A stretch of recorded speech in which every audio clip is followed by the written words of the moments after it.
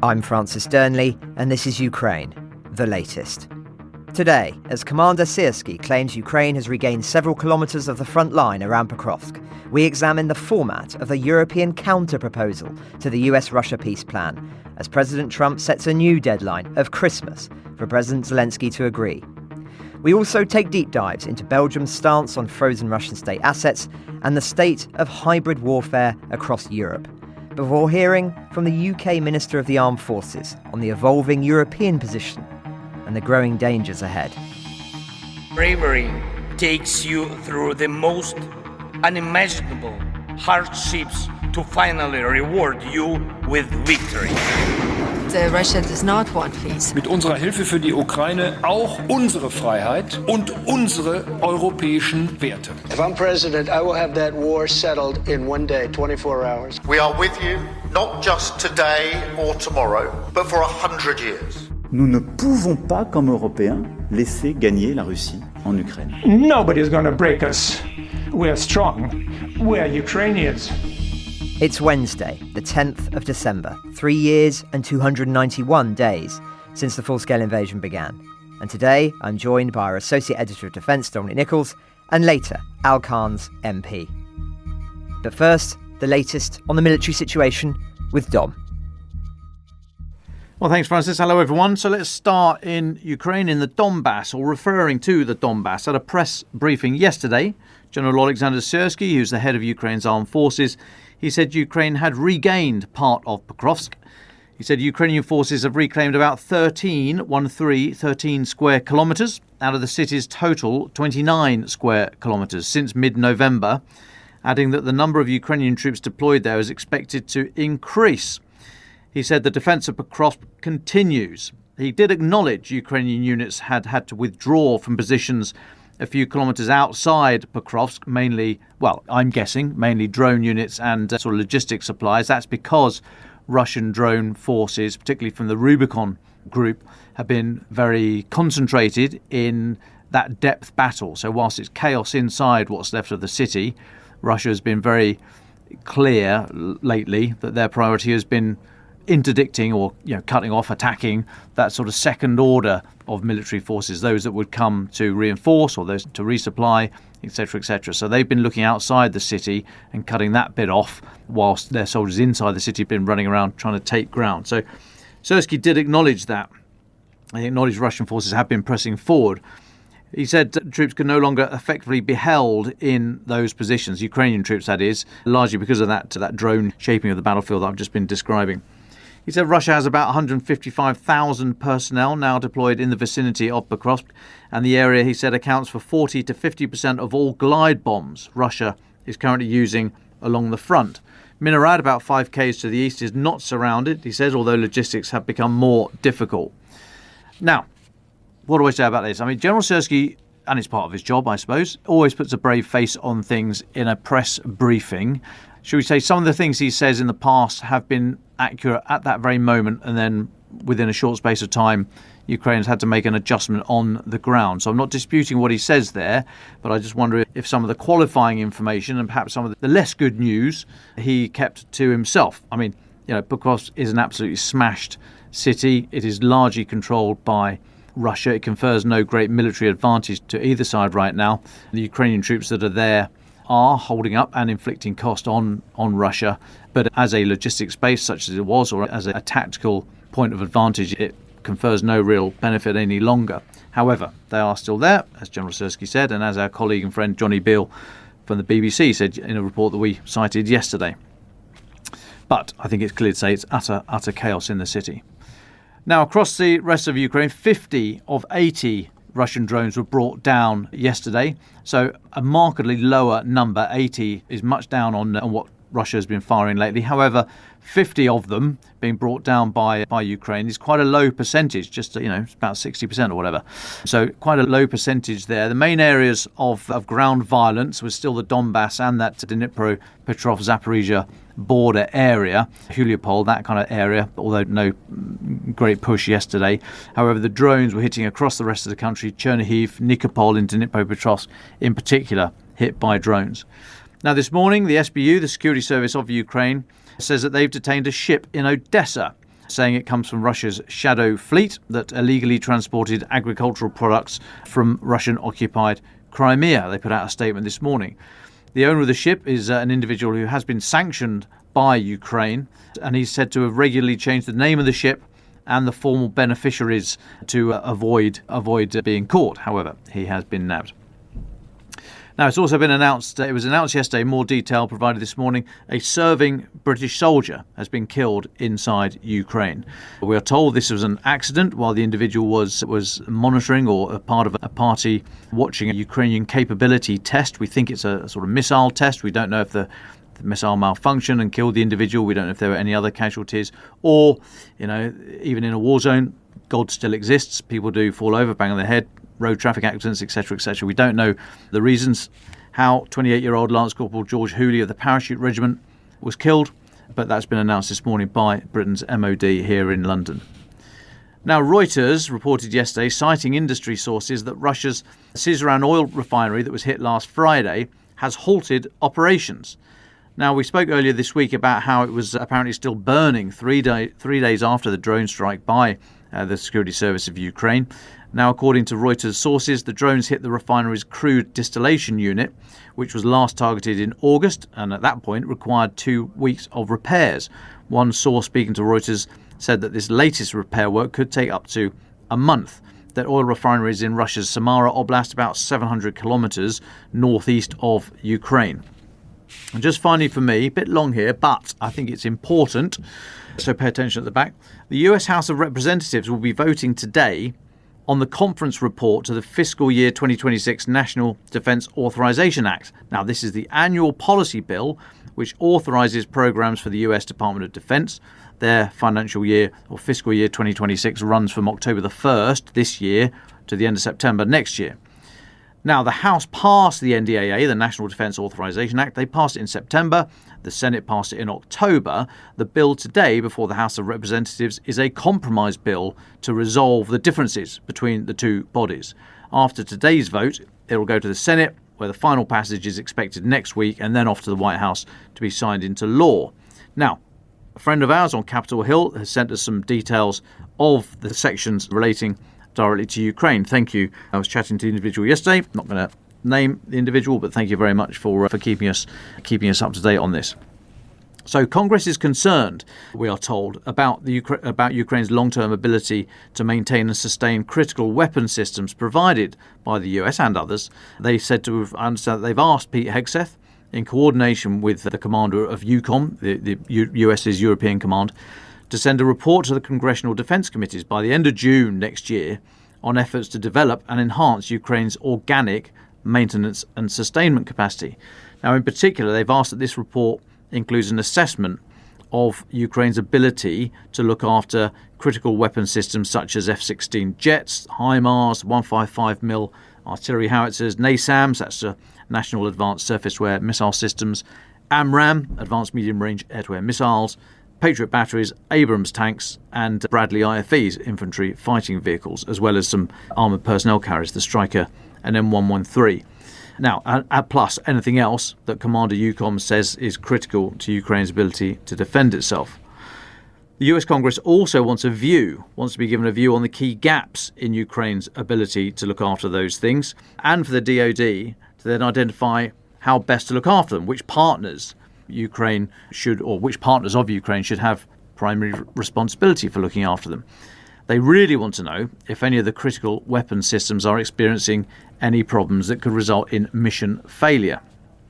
Now, the National Defence Authorization Act, also contains a provision that require Pete Hegseth and the DoD to provide intelligence support for the purpose of keeping military operations going in Ukraine.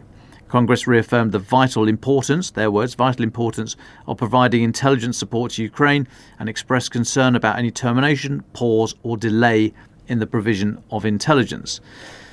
The bill also contains the expression of the sense of Congress, a form of words meaning Congress condemns Russia's abduction, forcible transfer and facilitation of the illegal deportation of Ukrainian children, and implores Russia to work with the international community to ensure their return.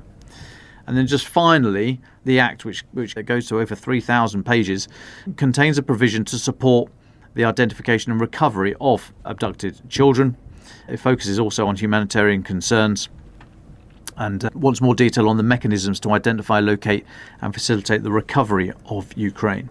And then just finally, whilst not specifically Ukraine related, of interest, the Congress also is ensured that in this NDAA, the Baltic Security Initiative continues, and that will authorise $175 million in security funding for Estonia, Latvia and Lithuania. That's a regular part of the NDAA each year, but good to see it's still in there. So a little bit wonkish perhaps, although interesting to see that some things that went through the Senate were then taken out by the House, and this is the sort of revised version going through. And thank you again to the individual for keeping us up to date on that. And that's us up to date, Francis. Well, thanks very much, Dom. A hectic morning for you, I know, interviewing the Minister of the Armed Forces. Glad you made it back in time. Good thing you did that charity half marathon, innit, really? Anyway, we left you yesterday, folks, as more details emerged of that phone call between President Trump's envoys and President Zelensky after their meeting with Putin over the weekend. We now know even more, that it lasted 2 hours and that they signalled Zelensky has until Christmas to accept Trump's deal to end the war. So, yet another arbitrary deadline for the Ukrainians and Europeans to grapple with, hence the new document, or should I say documents, they've assembled and presented to the Americans, details of which emerged last night. Zelensky said that there are 3 working documents, 1 covering a framework peace agreement, 1 security guarantees, and the last on reconstruction. The main framework plans, the first one, now includes 20 points after negotiators removed some of the original 28 points in the US-Russian draft. The second on security guarantees is being prepared with both Washington and European partners. And the third addresses Ukraine's reconstruction, which Zelensky described as essential to planning for the country's future. Now, one of the charges made against Ukraine by both Putin and later Trump is that because Ukraine has not been able to hold elections thanks to the war, Zelensky is an illegitimate leader. Well, rather ingeniously, Zelensky's told reporters that he's asked officials to draw up plans to hold elections within 60 to 90 days under martial law, saying that while the law currently forbids elections being held during this period, they could take place so long as the US and Europe provided security guarantees relating to the vote. So in other words, if the US and Europe can guarantee that Russia cannot interfere in these elections or kill civilians or soldiers while the voting takes place, then the vote can take place despite martial law. That would almost certainly mean a ceasefire would have to be agreed. Now, is this likely? I don't think so, but it shows, again, diplomatic flexibility at a time when Russia is showing none. And before I go on with the further updates, I know you were quite struck by this story last night, Dom. Yeah, I thought this was a genius bit of politicking. This was Operation Kick the Can Down the Road by President Zelensky. I think it's a very interesting move. So to say, look, Donald, we are not standing in the way, totally up for this whole election thing, love it, love the idea. Of course, there's a few little bits and pieces we've got to sort out first. Against our constitution to hold elections during war, so we're going to have to need some time to sort that out. But you know, big up for the elections, love them. However, we will need a ceasefire. And then, of course, we've got to work out where everyone is. We've got about 1 million people under arms, so they're running all around the country. So where are they? Where are they going to vote? How are they going to vote? Plus, what about all the people that have left the country? So we need to get hold of them. So yes, we're up for elections. Biggie, love it. But there's 1 or 2 hurdles that we have to jump over before we get there. And then you come also to the security question. Now, as you said, I was the reason I'm slightly sort of red of cheek this morning is not just because I'm sat next to award-winning journalist Francis Dearnley. It's because I've just come charging down from the Ministry of Defence, which is about 20 minutes away from our offices here in Victoria. I did it in 10. Yeah, I was interviewing Minister for the Armed Forces, Al Carns, and I asked him about this specifically. And I said, security, how's that going to work? Could Britain, with other European nations and perhaps Australia, Canada, some of these kind of characters, could they provide election monitoring and security, or would it have to include the United States? He gave me an answer to that. I was talking about security guarantees. And also, I then asked him this question about Zelensky was very clear yesterday about these three documents. And he said there are security guarantees and then there are security arrangements. And Zelensky said the coalition of the willing is very much in the latter bit, in the security arrangements. Security guarantees, something else. So I asked Minayev what that means. What's the difference between the security guarantee and a security arrangement? Again, a very considered answer from Mr. Carns, which you'll be able to hear shortly. But no, it was good. Lots of other bits and pieces. We can talk about backstops and what a framework headquarters might look like and numbers and so on and so forth. But yeah, an interesting interview, although I'm glad I can sit down now and take a breath. Yeah, have that cup of tea, Dom.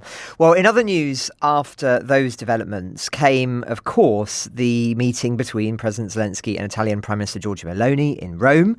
We've heard the readouts from that now. Zelensky called the talks productive and praised Italy's active role in shaping solutions for the vital energy aid and equipment that will help Ukrainian families endure Russian strikes. Now, as flagged yesterday, he also got to hang out with His Holiness, Pope Leo XIV, at his hilltop retreat of Castel Gandolfo, where he, quote, thanked him for his constant prayers for Ukraine and for the Ukrainian people, as well as for his calls for a just peace, adding, I informed the Pope about diplomatic efforts with the US to achieve peace. We discussed further actions and the Vatican's mediation aimed at returning our children.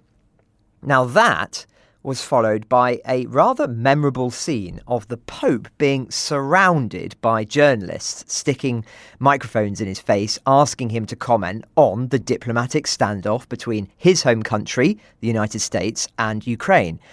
It's quite surreal, a pope weighing in on some of the most delicate political issues spanning multiple countries. It felt like something from the 15th century and the memoirs of Pope Pius II, who was a diplomat before he became pope. Just listen to these statesmanly words on the US security plan. I haven't read the whole thing. I think, unfortunately, some parts of it that I have seen make a huge change in what was for many, many years a true alliance between Europe and the United States. The remarks made by President Trump that were made about Europe in his interviews recently, I think, are trying to break apart what I think needs to be a very important alliance today and in the future. Just a reminder, that was the Pope speaking. I mean, quite incredible. Strange times indeed. Now, I mentioned yesterday that we've received lots of correspondence from Belgian listeners relating to frozen Russian state assets. Thank you all. It's been really invaluable and we've enjoyed reading them. I'm going to quote a few extracts from some of them. Vim writes, the topic seems super simple. Ukraine needs money. There are frozen Russian assets at Euroclear in Belgium. Let's take them to support Ukraine. Problem solved. There's only one problem, and that is Belgium. As a Belgian, I am the usual suspect from the start, but I have the feeling that Belgium is the only country actually thinking this through. Other European countries seem relieved that they have an escape route to avoid making their own budgetary efforts. And the more they can blame Belgium for the deadlock, the smaller chance that somebody will start talking about the frozen Russian assets in their own countries. Meanwhile, the Kremlin and the White House are enjoying this European drama. They see how Europe is tearing itself apart and becoming more irrelevant day by day. In Belgium, there is fear of the following scenario. 40 billion euros in assets at Euroclear are transferred to Ukraine. Russia takes legal action to challenge this. In addition, Belgium will be hit with hybrid attacks. Since the seizure is not based on a judicial ruling, a conviction of Russia by an international court, there is a real chance that the assets will have to be repaid. This will not only involve the 140 billion, but also interest, penalties, etc. Estimates suggest this could exceed 200 billion euros. Euroclear itself will go bankrupt in the meantime because not only Russia but also many other countries, including in the G7, will lose their confidence and understandably withdraw their assets. The damage to Europe as a financial centre will be catastrophic. The effect on the economy is unclear, but certainly not positive. Which European countries will still remember that once they promised Belgium to share the burden? And what would that share be? 140 billion or 200 billion? The latter is a blank cheque that no European country wants to sign, but Belgium is expected to do so. 200 billion is 30% of Belgium's entire GDP. What country in the world is willing to make such an effort? What bothers me is the ease in which governments dare to offer this solution. It sounds appealing, like a Robin Hood act. We steal from the aggressor and give it to the victim. As morally right as this may seem, under the current circumstances, it remains theft. It is particularly bold of Europe to ask the little brother to steal on their behalf and bear the possible consequences. Why doesn't France use its estimated 18 billion in frozen Russian assets? Why not the UK? Why not Germany? My apologies for this lament. I could no longer hold back and had to respond because of the short-sightedness on display in Europe. Since you have the ear of not only citizens but also policymakers, I hope this message can be heard a little more loudly. Well, thank you, Vim. Frederick also offers a view on the Belgian PM's limited room for manoeuvre on this. Quote, justifiably or not, there's an almost universal consensus, the likes of which we haven't seen in literal decades, in Belgian politics and public debate that the European plan to use the assets held at Euroclear is too risky and that the Prime Minister must maintain his stubborn demands. He has zero domestic political incentive to budge. There is hope, though. He is no Viktor Orban. His resistance to seizing the assets is not out of any affection for the Kremlin. As a historian, he understands the historic significance of the moment and will want to contribute to doing right by Ukraine. The view is that the plan will ultimately be allowed to proceed with a qualified majority vote, allowing Belgium to vote against or abstain, letting the aid move forward while mitigating domestic political repercussions, legal responsibility, and potential Russian reprisals. So thank you both again, and to everyone who's written in expressing similar opinions. Just to pick up on something Vim said, and it'll be interesting to hear Dom's reflections before I finish my updates. I also believe that Belgium is being made something of a scapegoat here, and that certain countries are also very nervous about the precedent, but choose to lay the blame onto a single country. And that's before one even factors in the pressure from Washington behind the scenes, one imagines, to keep those frozen assets on the table in their negotiations. Now, we know there have been some developments on this, but we still don't know exactly what form that progress will take or whether at that big meeting in the middle of December, there's going to be a breakthrough. But Dom, before I turn to just hybrid warfare, your reactions to those letters. And thank you for sending the letters in. We do, as I say, we read every email we do get, and it really made us think, and it clarified a lot of the issue for us. So thank you for that. Quite often it's very easy in this particular issue, it's quite easy to go, well, there's money there, Russia's the baddies, grab the money. And of course, it's never as simple as that. Thank you, guys, for making it clear to us. Just like today, thank you for our friend on Capitol Hill making stuff clear for us. We really do appreciate you helping us out here. I mean, I do think this is a very interesting test case about the resolve. We talk about coalition and the willing, and it's very easy to then go straight into heavy metal and how many brigades are you going to be supplying, and are you going to shut the skies, and et cetera, et cetera. But of course, this generational resistance, pushback against Russia, defence of our geography as well as our politics and our values, is more than just military stuff.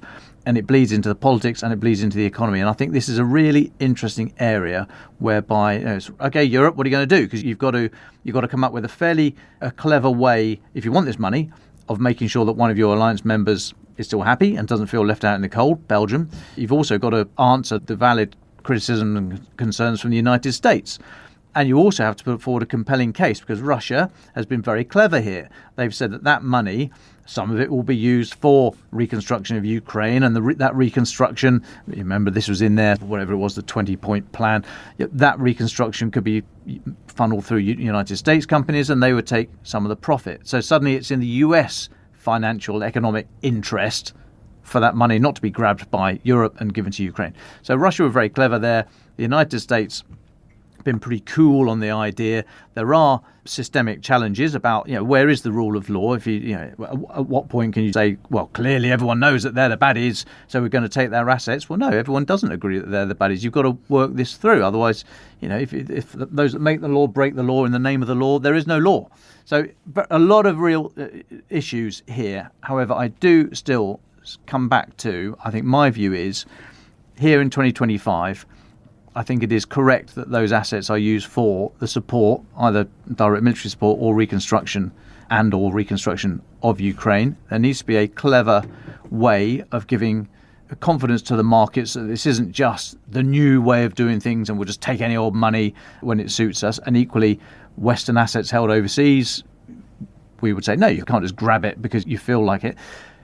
A lot of issues to be worked through here by some very sound and clever, intricate legal minds. But I do think it was a really clear articulation of the issue. So thank you for that. And I do think that this is going to go ahead. However, it is not going to be without controversy. And this is one of those moments when it's a shift in the way of doing things, but also it's going to speak volumes if they can get it over the line, but particularly if they don't, speak volumes of how the Europeans can come together to get through a very knotty problem. And this is just the first of many. I agree. And I do find it strange in some ways that we're talking about the law and sticking to the law when Russia has broken the most egregious laws in international law and moral laws in recent years. And I would argue that it's not a bad precedent in law to set that you would be deprived of your assets when you break the worst of laws, as Russia has done in terms of committing war crimes against citizens, in terms of invading a sovereign nation. I mean, it's all about this precedent. That seems to be the major fear. Is it a bad precedent that if you invade a country that you get your assets taken? I would argue not. But anyway, let's end with hybrid warfare, one of the subjects that Wim also mentioned in his letter. And I thought today would be a good time to just offer an update on this subject. The Financial Times has published a long read in where they reflect on developments since July 2024, when those DHL parcels exploded in logistics centres in the UK, Poland and Germany, each powerful enough to have brought down a cargo plane had they detonated on board. You'll recall security services eventually traced the plot back to a group of Russian-directed saboteurs.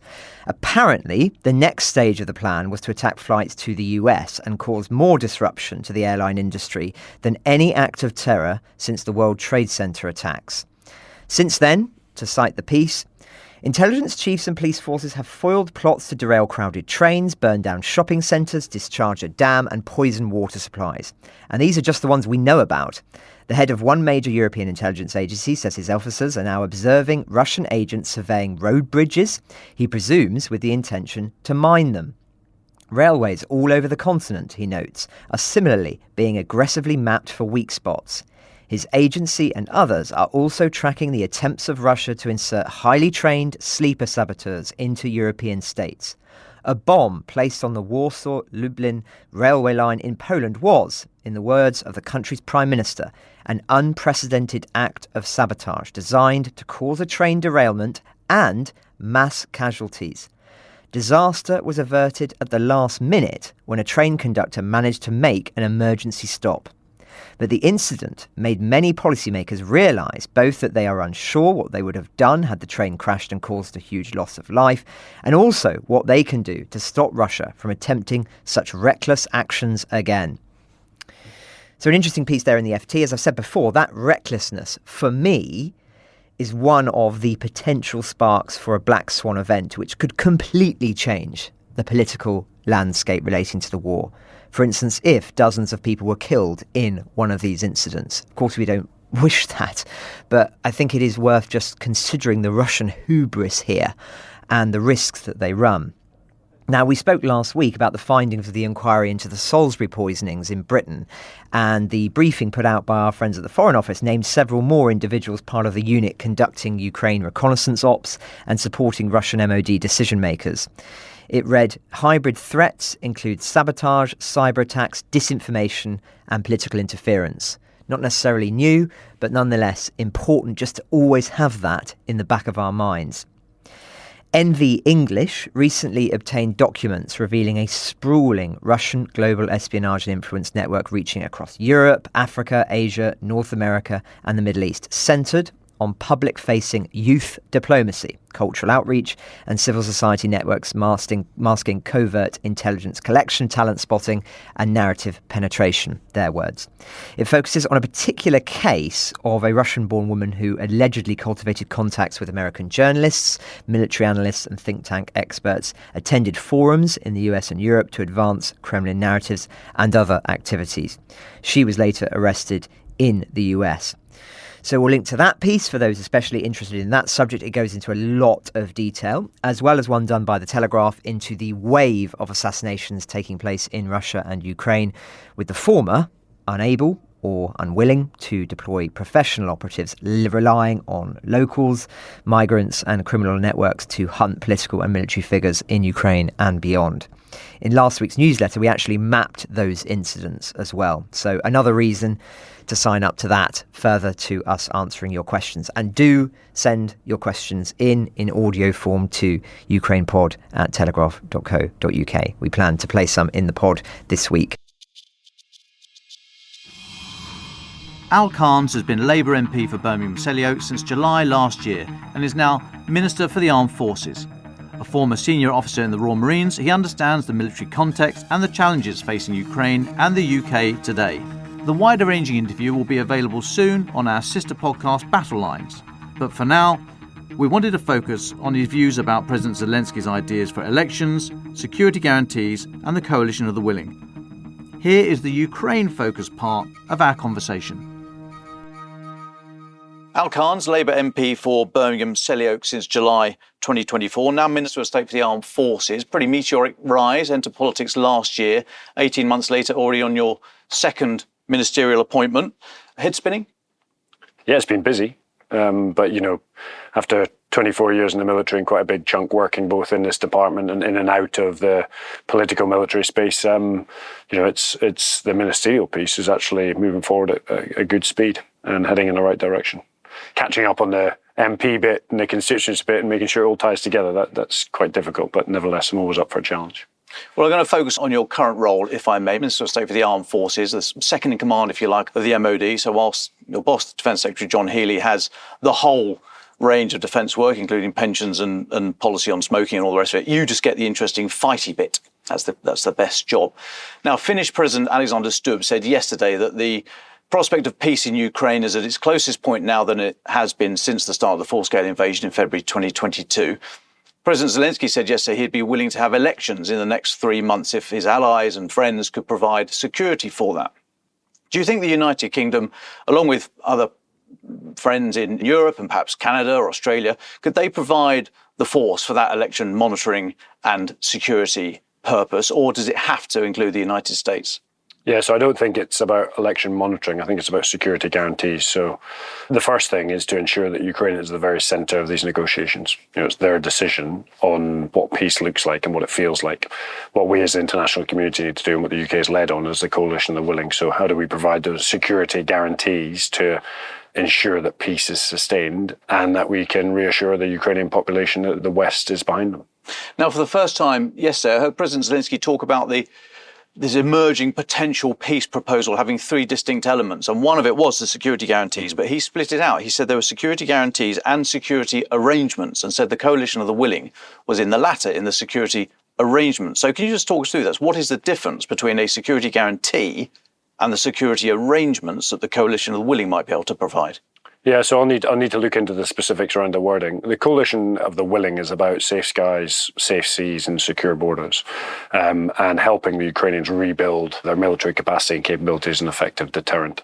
I would argue that security guarantees are what we've been talking with the Americans about, ensuring that there is a backstop, that, should there be a continuation of violence, that it can be deterred effectively. I mean, when we're talking about security guarantees, there's only one show in town, isn't there? Article 5. Anything less than that is not a guarantee. Well, it depends, I guess. I mean, Article 5 is obviously a security guarantee, but also a US backstop is a security guarantee. There's also a bit when we look statistically, we often underplay this, that collectively in Europe, if we combined our capability and capacity, I mean, it is significant. I mean, take the standing forces across Europe and it dwarfs that of Russia. Take the standing tank armies, take the standing attack aviation, take the standing fast jets, and even without the US, it dwarfs Russia. So, collectively, the coalition of the willing will be pretty capable over time. And what are we looking at there, as in Britain? Are we looking at a kind of a battle group or brigade, divisional headquarters framework? What sort of role do you envisage? Yeah, so I'm not going to go into operational detail, but what I will say is between us and the French, we're talking about a joint headquarters that sits within either the UK or in France, and that looks at coordinating and controlling the coalition of the willing that would operate within Ukraine, which would probably have a headquarters and then a multitude of different capabilities around it to provide both security assurance and guarantees over time. But it would need to be both a sufficiently sizable force, but also correctly equipped to fight with the transformation and sort of the character of conflict that we've seen in Ukraine. And enduring. So you're not going to talk operational detail, but for example, has the British Armed Forces got the capability of putting an armoured brigade in the field indefinitely? Yeah, so nothing's indefinite. And remember, these rotations would take place. You know, I can't imagine that it would just be the UK. Of course, it can have 30 plus other countries, and that would enjoy a rotational period to share the burden. I have no doubt that if the UK is called upon to act, that we have the capability and the capacity to do so. And you know what it's like. You've served in Afghanistan. When there's an operational necessity, guess what? All the bureaucracy falls away and stuff happens really, really fast. And the military sort of carve through all of that bureaucracy and process and make it happen. So I have no doubt for the briefs I've had that we can deliver. Now, it's a lovely winter's day here in London. The sun is shining, blue sky. It's a bit nippy outside, beautiful winter's day. Doesn't feel, as the US national security strategy might have it, that we are close to civilizational erasure. Are we? No, I from my perspective, there is, I disagree wholeheartedly. I think the UK is actually a fantastic example of a European nation and a UK independent nation. It will be for as long as democracy exists, and I don't think that's under threat in any way, shape or form. I think there's lots of people internally and externally that play the UK down. From my perspective, we should be really proud of our nation. I think it's unified and it's heading in the right direction. So how much of the national security strategy do you disagree with, as you say? So Russia welcomed the document last week, calling it largely consistent with Moscow's vision. Do you welcome that? And how much of the... So I was actually at the Reagan conference just last weekend and heard Secretary Hegseth give almost an hour speech on the national security strategy. From my perspective, we've got to. Everybody will take different views from it, whether that be in Southeast Asia to Russia to Europe. There is one clear message, and I actually agree with a proportion of it, of where Europe needs to collectively acknowledge and own a large proportion of its own security. For the last 50 to 60 years, we have been reliant on US security guarantees of our own. And now with multipolar threats facing the US, that they may not be as forthright as they have in the past. The reality is Trump has agreed that he's fully in on NATO and Article 5, but there is a resource issue where they need to look both east and west. You mentioned Secretary Hegseth there. Secretary of Defence, Secretary of War, what are we calling? Well, we are Defence, Department of Defence, the Ministry of Defence, the Secretary of War. It's up to the US, what they call their organisation. It's down to them. And, I'm sure, remember these things come and go. Let's look forward 5 years and see whether it'll be, see what the name will be, see what the output will be, see what the NSS looks like. These things ebb and flow with political cycles. Now talking about serious people in defence, General Sir Gwyn Jenkins, the first Sea Lord, the first Royal Marine in that post. Royal Marines are part of the Navy. He delivered a rallying cry on Monday this week for industry, MPs and society to ensure Britain is war ready, saying that in relation to the threat from Russia, quote, "We are holding on, but not by much. This is a call for action. We are moving out because we have no choice. The alternative is not worth thinking about." Was that a bit over the top? Well, the alternative that's not worth thinking about is that if we don't support Ukraine to come to an amenable peace that Ukraine is at the very centre of, then the cost may be far more significant if Ukraine were to lose. And so I think he's absolutely right on that. And I think Europe has absolutely acknowledged it. And if you look at the funding and support to Ukraine, it's gone up consistently. There's this mix of industry, sort of society and economy that is critical to defence. And I always say that armies, navies and air forces respond to crisis, but economies, industries and societies win wars. And I gave a speech just at the Future Forum yesterday that talked about a national effort. So other government departments recognising the situation we're in and how we can collectively support national resilience in particular. Now, on the ground, Chief of the General Staff, head of the Army, said his ambition is to double Army combat power by 2027 and then double it again by 2030. What's the measurement of effectiveness for doubling combat power?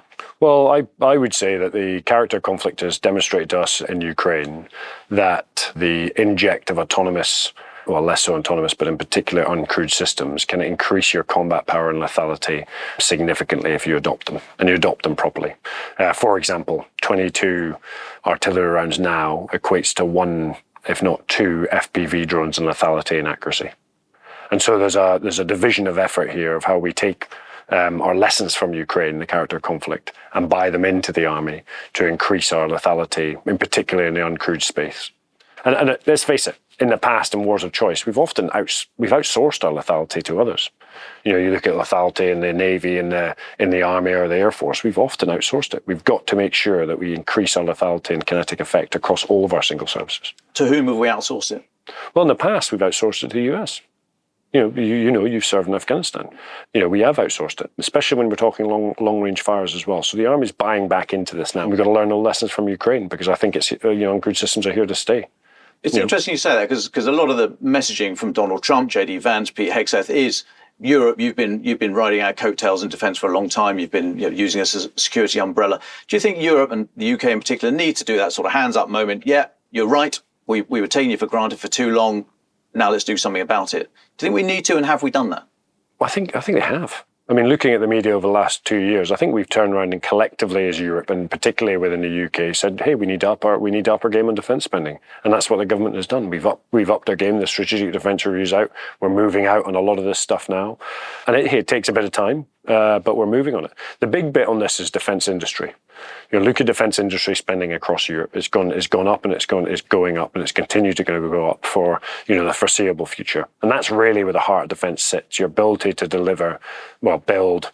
design, build, and then deliver complex or simple systems that increase your kinetic activity. Now, we touched on it earlier on. We talked about NATO's Article 5, the Mutual Defence Clause, but often overlooked is NATO Article 3.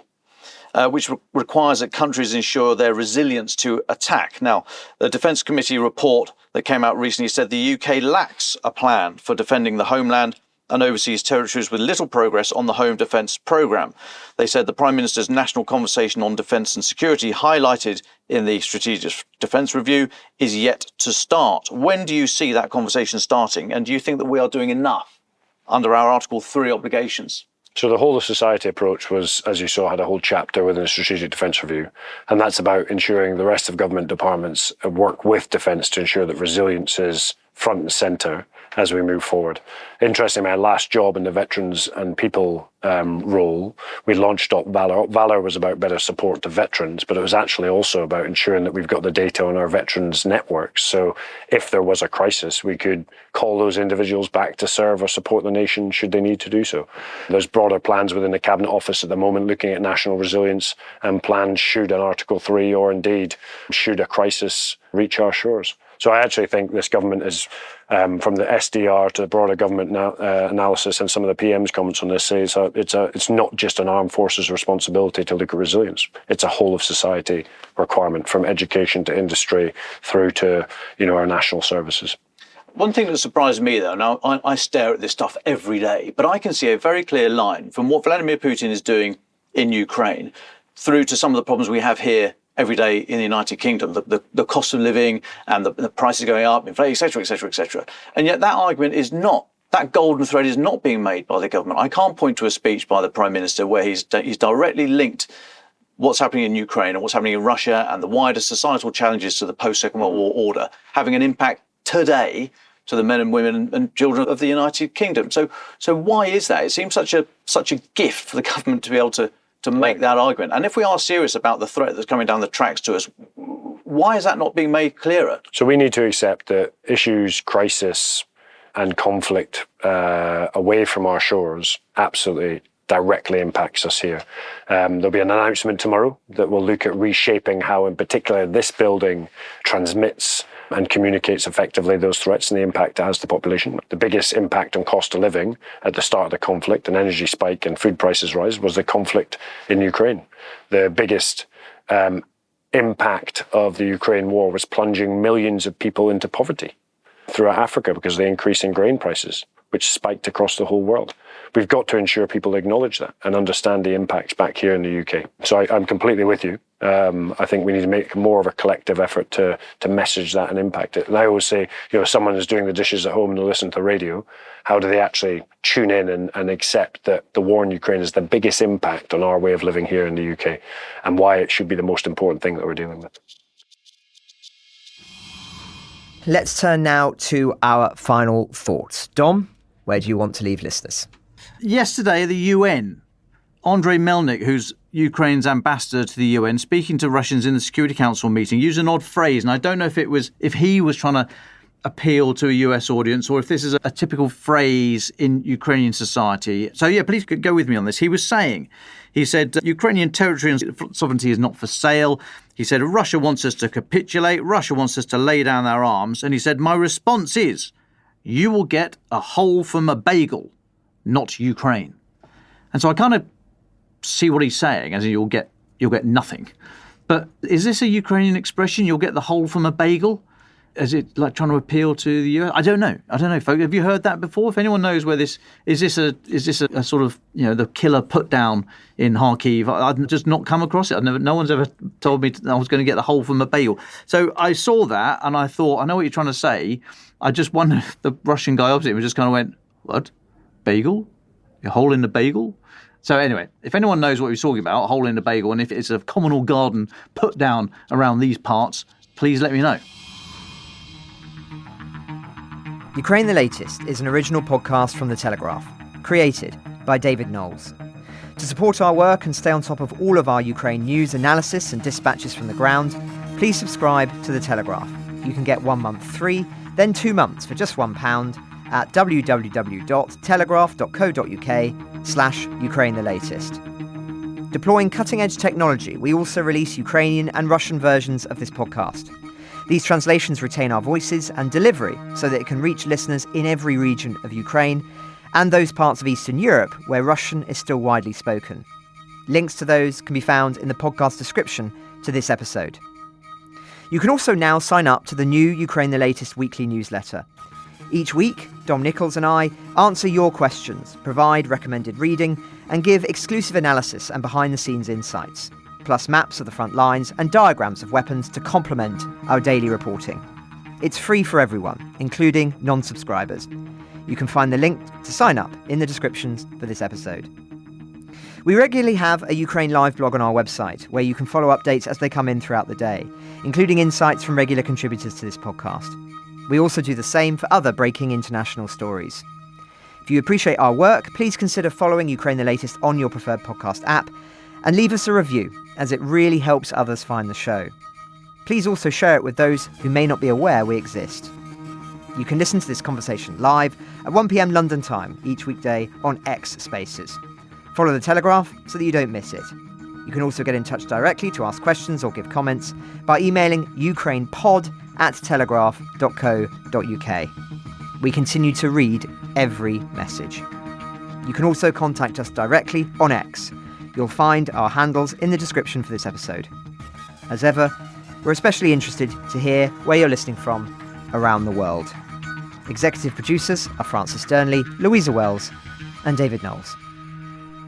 My name is David Nicholls. Thank you all for listening. Goodbye.